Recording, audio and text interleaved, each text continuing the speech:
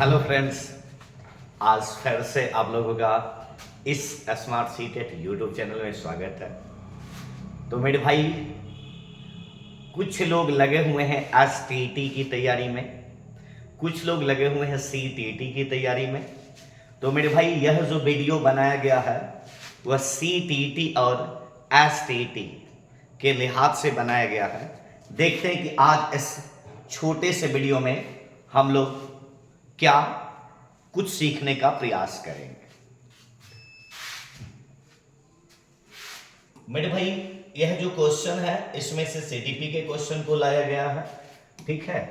तो हम लोग इसमें देखते हैं कि कौन कौन से क्वेश्चन और किस प्रकार से होंगे। तो पहला क्वेश्चन मेरे भाई कहता है कि विकास की उस अवधि को, क्या कह रहा है मेरे भाई, विकास की उस अवधि को क्या कहते हैं जब आत्मसात मानकों पर, आत्मसात का मतलब होता है हमारे साथ, आत्मसात मानकों पर प्रश्न उठाया जाता है और अक्सर परिवार की तुलना में साथियों की राय बहुत ज्यादा महत्वपूर्ण मानी जाती है। तो मेरे भाई, इस क्वेश्चन का मतलब हुआ कि आप परिवार के व्यक्तियों को ज्यादातर क्या कहते हैं, ज्यादा भाव नहीं देते हैं, लेकिन आप अपने दोस्त को ज्यादातर भाव देते हैं, ठीक है। तो मेरे दोस्त, विकास की जो सारी अवस्था होती है एक ऐसा अवस्था होता है कि घर वाले व्यक्ति कितना भी समझा ले, मानने को तैयार नहीं होंगे। और वह जो अवस्था होती है मेरे भाई, वह शैशवावस्था नहीं होता, आरंभिक वाली अवस्था भी नहीं होता, मध्य वाली अवस्था भी नहीं होता। वह मेरे दोस्त होता क्या, तो किशोरावस्था, ठीक है। जैसे छोटा सा एग्जांपल, कोई यदि किसी व्यक्ति का, ठीक है, फोन उन पर बात करने वाला किसी लड़के का लड़की होगा, लड़की को लड़का होगा, ठीक है, घर के लोग लाख समझा लें कि बाबू ऐसा मत करो, लेकिन मानने को तैयार नहीं होते। तो मेरे दोस्त, इस प्रश्न का उत्तर होगा डी नंबर। मतलब आत्मसात मानक पर प्रश्न उठाया जाता है, बच्चा समझता है कि जो दोस्त कहेगा वही करेंगे, उसके प्रति मर मिटेंगे, वह अवस्था किशोरावस्था होगा। देखते हैं मेरे भाई दूसरे क्वेश्चन का आंसर क्या कहता है, फटाक से बताइएगा दूसरे क्वेश्चन का आंसर। मेरे दोस्त कहता है, क्वेश्चन तो नहीं कट रहा, नहीं कह रहा, यह देखकर कि उनका पुत्र रवि पठन में बहुत रुचि लेता है और 3 वर्ष की आयु में ही पढ़ लेता है, ठीक है। उसके माता पिता ने उसे बहुत सी पुस्तकें ला कर दी। अपने माता पिता को प्रोत्साहन से रवि को पठन क्षमता अपनी आयु से कहीं बहुत आगे है। इस उदाहरण से विकास के किस सिद्धांत को संदर्भित किया जा सकता। मेरे दोस्त, किसी भी विकास को, किसी भी व्यक्तियों का व्यक्तित्व का निर्माण, किसी भी व्यक्ति का बेहतर विकास 2 कारक से होता। एक होता मेरे दोस्त आनुवंशिकता और एक होता वातावरण। तो वातावरण माता पिता देंगे, माता पिता से ही आनुवंशिकता भी आती है, लेकिन वातावरण को माता पिता के अलावे अन्य व्यक्ति भी दे सकते हैं। क्वेश्चन क्या कह रहा है उसको देखिएगा फिर से। यह देखकर कि उनका पुत्र रवि पठन में बहुत अधिक रुचि लगता है, 3 वर्ष की आयु में वो पढ़ लेता। तो 3 वर्ष की आयु में यदि वो पढ़ रहा तो इसका मतलब है कि उसे आनुवंशिकता बेहतर मिला होगा। अब माता पिता फिर क्या कर रहे हैं, उसे बेहतर से बेहतर किताब ला करके दे रहे हैं, तो आनुवंशिकता भी बेहतर हुआ, वातावरण भी बेहतर हुआ। तो विकास के सभी किसी निर्धारित मार्ग का अनुसरण नहीं करता। विकास समीप दुराभिमुख, विकास सरसगामी। क्या होगा, विकास आनुवंशिकता और परिवेश के बीच अंतर्क्रिया का परिणाम है। आनुवंशिकता आप लोग में से कुछ होइएगा जो मस्तिष्क बहुत बेहतर होगा, लेकिन बाबू यदि वातावरण कुलपित वाला मिल गया तो कुलपित ही बनना, ठीक है। तो इसका आंसर क्या हो जाएगा, विकल्प नंबर 4। आगे की क्वेश्चन की बात हम लोग करते हैं, फटाक से मेरे भाई बताना अगला क्वेश्चन क्या कहता। विकास की कौन सी अवस्था में निम्न लक्षण समाहित है। स्वतंत्रता की स्थापना, मतलब बच्चा अपने आप को स्वतंत्र के भाव को देखता। अस्मिता का विकास और अमूर्त चिंतन, अमूर्त चिंतन। तो मेरे दोस्त सब जानते हैं कि स्वतंत्रता की अवस्था किशोरावस्था को कहते, अमूर्त चिंतन भी उसी को कहते, अस्मिता का विकास भी होता। तो क्या हो जाएगा मेरे भाई, किशोरावस्था। मतलब किशोर जो होता है उसको उग्र संवेग कहा गया है, संघर्ष एवं तूफान की अवस्था कहा गया है, धर्म के प्रति मर मिटने को तैयार होता है, अपने दोस्त के प्रति मन मिटने को तैयार होता है। तो यह कौन अवस्था होगा मेरे भाई, किशोरावस्था। आपका आंसर सी नंबर। निम्नलिखित कथनों में से कौन सा कथन सवारी करके संदर्भ में सही है। कह रहा है कि सभी संस्कृतियों में समाजीकरण की तरीका एक समान होती है। मेरे दोस्त, समाजीकरण की जो योग्यता होती है वह अलग अलग समाज में अलग अलग होता, अर्थात आप जो सामाजिक परिप्रेक्ष्य की बात समझिएगा, आप जिस समाज से बिलोंग करते हैं, जिस परिवेश से बिलोंग करते हैं, वही आपके लिए महत्वपूर्ण माना जाता है। कह रहा है कि समाजीकरण एक जटिल प्रक्रिया है जिसमें कई संस्थान बच्चों के जीवन में अलग अलग समय अवस्थाओं पर प्रभाव डालती है, एकदम डालती है मेरे भाई। सामाजिकरण मतलब समाज के सापेक्ष, समाज के लिए, समाज से हम लोग जो सीखते हैं उसी को क्या कहते हैं, सामाजिकरण।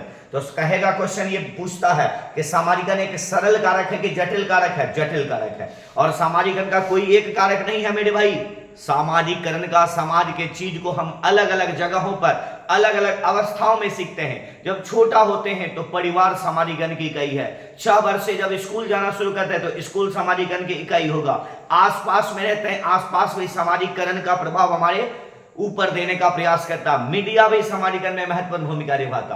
तो वही तो कह रहा कि सामाजिकरण एक जटिल प्रक्रिया है जिसमें कई संस्थान बच्चे जीवन में अलग अलग अवस्थाओं पर प्रभाव डालती है। मीडिया और परिवार सामाजिकरण के द्वितीयक संस्था है, गलत। ठीक है, परिवार प्राथमिक कारक होता है। द्वितीयक सामाजिकरण सबसे पहले तब होता है जब बच्चे अपनी व्यक्तिगत पहचान की और भाषा को सीखते हैं, गलत। आंसर मेरे दोस्त क्या हो जाएगा, विकल्प नंबर बी हम लोगों का आंसर होगा। ठीक है, आगे का क्वेश्चन फटाक से बताना मेरे भाई। कह रहा है निम्नलिखित में से किस सिद्धांतकारी ने नैतिक तर्कता के अध्ययन के लिए संज्ञानात्मक विकासात्मक दृष्टिकोण का उपयोग किया? नैतिक तर्कता के लिए अध्ययन को संज्ञानात्मक विकास के हिसाब से इन्होंने दृष्टिकोण का उपयोग किया। तो संज्ञानात्मक क्षेत्र से जुड़ा हुआ जो पाठ होता है मेरे भाई, तो वह जुड़ा है जीन पियाजे से। कैसे जुड़ा है? जीन पियाजे। ठीक है, तो संज्ञानात्मक विकास का इन्होंने कितना अवस्था दिया मेरे दोस्त? 4 अवस्थाओं का चर्चा किया। तो इसका सीधे आंसर क्या हो जाएगा? जीन पियाजे आपका आंसर है। बच्चे दुनिया को लेकर अपनी समझ का सक्रिय रूप से निर्मित करते हैं। यह कथन किससे प्रस्तावित है? दुनिया को लेकर अपनी समझ। ठीक है, सही बात है भाई। बच्चा जन्म से नन्हा वैज्ञानिक होता, दुनिया के बारे में सोचता, बच्चा जन्म से एक अन्वेषक करता होता। यह सारा कथन किसका होगा? तो जीन पियाजे का कथन हो जाएगा। क्या हो जाएगा बाबू? तो जीन पियाजे आप लोगों का आंसर होगा। कर अध्यापन अधिगम के संदर्भ में निम्न में से कौन सा तकनीक को लेव वाइगोस्की ने समर्थन नहीं दिया? क्या कह रहा है? कौन से तकनीक को लेव वाइगोस्की ने समर्थन नहीं दिया? तो देखो, सबसे पहला कहता है कि सहकारात्मक अधिगम। ठीक है, सहकारात्मक अधिगम का संबंध मेरे दोस्त किससे हो जाता है? तो ये सहयोग की भावना से होती है। ठीक है, तो सहकारात्मक साथ साथ वाले पार्ट्स में आ जाएंगे। पार प्रदान करना, ये तो एसके फोल्डिंग का चर्चा ही किया। सहायक अधिगम दिया ही। तो प्रतिपादक अध्यापन का संबंध इन्होंने नहीं दिया। इसका संबंध थॉर्नडाइक से चला जाता है। कहता मेरे दोस्त, किसी एक पहेली के टुकड़े को जोड़ते समय मीठी अपनी क्रिया को निर्देशित करने के लिए बोल बोल कर काम करती है। स्वयं को निर्देशित करने से समूहित भाषा के इस प्रयोग को लेव वाइगोस्की किस रूप में समूहित करते हैं? मतलब मेरे दोस्त क्या कह रहा है?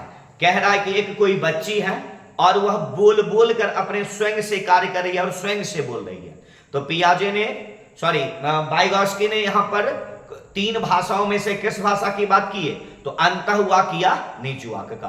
क्लास में लिखाया भी गया होगा। कोई व्यक्ति यदि अलग जगह के वीडियो देखते होंगे तो आप भी यदि कहीं पढ़े होंगे तो ये आपको मिला होगा कि अंतःवाक, निजवाक, व्यक्तिगत वार्ता या स्वनियमन।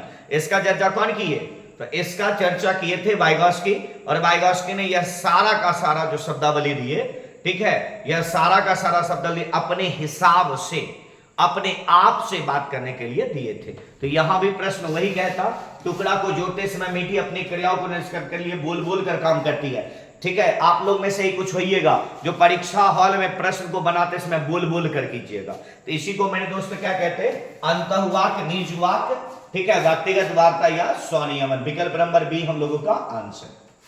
कहता है लॉरेंस कोहलबर्ग के नैतिक सिद्धांत के अनुसार नैतिकता विकास क्रम के किस स्तर पर व्यक्ति कानून और सामाजिक स्वीकृति की प्रवाह किए बिना किसी कार्य को आत्मानुभूति और स्वयं निर्धारित सिद्धांतों के आधार पर उचित ठहरा मानता है? तो सबसे बेहतर कोहलबर्ग का जो सिद्धांत होता है मेरे दोस्त, वह नैतिक विकास का सिद्धांत दिया। कह रहा है क्वेश्चन में, नैतिक विकास क्रम के किस स्तर पर व्यक्ति कानून और सामाजिक स्वीकृति की प्रवाह किए बिना, मतलब जो पहले से समाज में कानून नियम चल रहा उस पर प्रवाह नहीं करता। ठीक है, जो नियम बना है नियम बना, उसे हमको कोई मतलब नहीं है। कह रहा है कि बिना किसी कार्य को आत्म अनुभूति द्वारा और स्वयं निर्धारित सिद्धांत के आधार पर उचित ठहराता। मतलब क्या, हम जो निर्धारण करेंगे अपने हिसाब से कर सकते हैं। ठीक है, पुराने नियम पर नहीं चलेंगे। तो जो लोग पढ़े होंगे, ठीक है, या लिखे होंगे, कहीं भी पढ़े होंगे, वह पढ़े होंगे कि कोहल वर्ग के नैतिक विकास की दूसरी अवस्था का दूसरा उपावस्था है अधिकार संरक्षण, जो कहता है कि समाज के नियम पर चलना है। और तीसरी अवस्था का पहली अवस्था है सामाजिक अनुबंध विधि संबद्ध मुक्ता। वह कहता है कि समाज के नियम पर नहीं चलेंगे, सही होगा तभी चलेंगे, गलत होगा तो सीधे विरोध कर देंगे। तो वही यह उपावस्था की बात हो जाएगी। और यह क्या हो जाएगा, सार्वभौतिक नैतिक सिद्धांत अभिमुखता। तो विकल्प नंबर क्या आंसर होगा मेरे दोस्त, बी नंबर हम लोगों का आंसर हो जाएगा। क्लियर। एक प्रगतिशील कक्षा में अध्यापक विद्यार्थियों को समूह में कार्य देकर समन्वय अधिगम कार्य संपादन के लिए सुसाध्य करता है। ऐसा करके वह विद्यार्थियों को क्या करने का प्रयास कर रहा है, देखेगा। कि प्रगतिशील शिक्षा है, अध्यापक विद्यार्थी को समूह में जब एक दूसरे का कार्य कीजिएगा तो एक दूसरे से सहयोग की भावना आती है। क्या दिया बाबू, सहयोग। आप भी 5 समूह में कीजिएगा तो थोड़ा आप थोड़ा वो बताएंगे तो एक दूसरे के बीच क्या होगा, सहयोग की भावना। तो प्रतियोगिता नहीं होगा, सहभागी अधिगम हो सकता, प्रतिबंधता नहीं, कुंठा नहीं। तो आंसर क्या हो जाएगा मेरे दोस्त, सहभागी अधिगम। विकल्प नंबर बी हम लोगों का आंसर होगा। क्लियर। आगे क्या बताना, फटाक से मेरे भाई बताना इसका आंसर क्या हो जाएगा। ठीक है, फटाफट बताइएगा।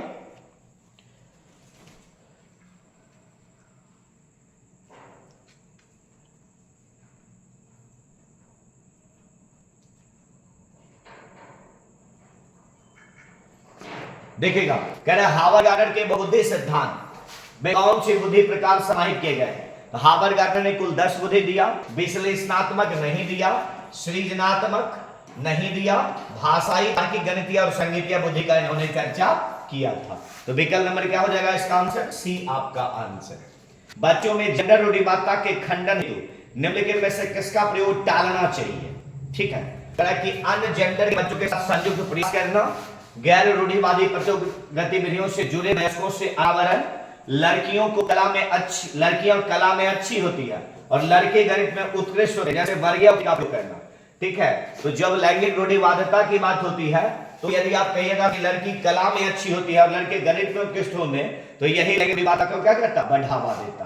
तो विकल्प नंबर क्या हो जाएगा, सी हम लोगों का आंसर। कहता है बाबू, एक अध्यापक को अपनी कक्षा में व्यक्तिगत भिन्नता को पोषित नहीं करना चाहिए। ठीक है, क्या कह रहा है, एक अध्यापक को अपनी कक्षा में व्यक्तिगत विभिन्नताओं को पोषित नहीं करना चाहिए। तो किसी भी शिक्षकों को, ठीक है, व्यक्तिगत भिन्नता की समझ होनी चाहिए। क्योंकि व्यक्तिगत भिन्नता का मतलब होता है मेरे दोस्त, अलग अलग बच्चों में अलग अलग सोच होता। तो जब तक आप नहीं सोचिएगा कि